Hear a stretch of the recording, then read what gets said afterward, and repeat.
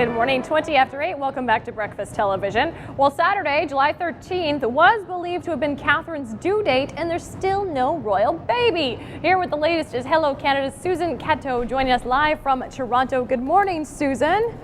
Good morning. So talk a little bit about the excitement over the weekend, because there were a lot of people thinking that baby was coming. Yes, there was this popular idea that Kate's due date was the 13th, and the bets were going crazy. The media's been waiting, but you know, all signs point to the fact that that baby was not actually due this weekend, and it's actually coming somewhat later because Prince William went off to play polo. Outside of London, he was at least an hour away by speeding car. So I don't think he thought the baby was coming this weekend.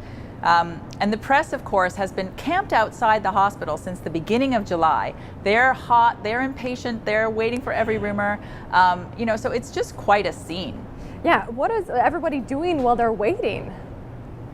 Well, mostly complaining. It's a heat wave, so they're boiling hot. There's a cafe across the street from the hospital that's doing a booming business. Vendors are springing up. There's jugglers. There's all kinds of entertainment. People hoping to get their picture, in the paper, because what else are the guys going to photograph? There's no baby yet.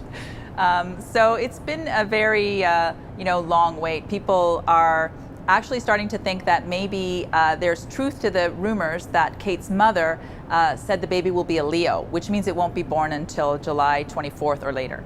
Oh, wow. So we could be camped out for a little while yet. That is right.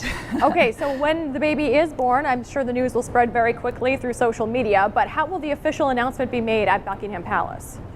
So they're going to stay very traditional, as it's always been. The birth of the baby will be announced on an easel outside of Buckingham Palace at the gates. So that easel's ready to go. All they need is the official letter on official stationery that will be delivered from the hospital and put up on that easel. Simultaneously, the birth announcement will go out on Twitter and on the royal family's webpage. So it's kind of going to be a traditional and modern announcement. Well, very exciting. So you're going to want to follow them on Twitter because that'll be where it's breaking. Absolutely. And now we've been talking, this is kind of an interesting concept, but it's so true. Who do you think is going to be holding the baby for the first official photograph? Well, when they come out on the steps, I think it might be nice to have William holding the baby, simply because, he is that doting modern dad and he is the future king. The real traditional importance of it is like he is going to be on the throne himself, and his child will be eventually one day too. So we may see that, but it could just as easily be Kate. I'm sure that they are wondering what how they'll handle that.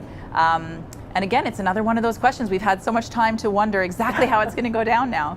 And it sounds like quite a bit of more time to sit around and wonder. Very quickly, Susan, boy, girl, what's your guess? I am leaning towards girl. Me too. We're on the same team with that one. I'm sure we'll be right. Thanks so much, Susan. That's great. Thanks for having me. And you can find everything up to date on the royal baby in the current issue of Hello Magazine on Newsstands Now. That was Susan Catton joining us live from Toronto. The latest. Your royal baby watch continues here on BT. Stay with us.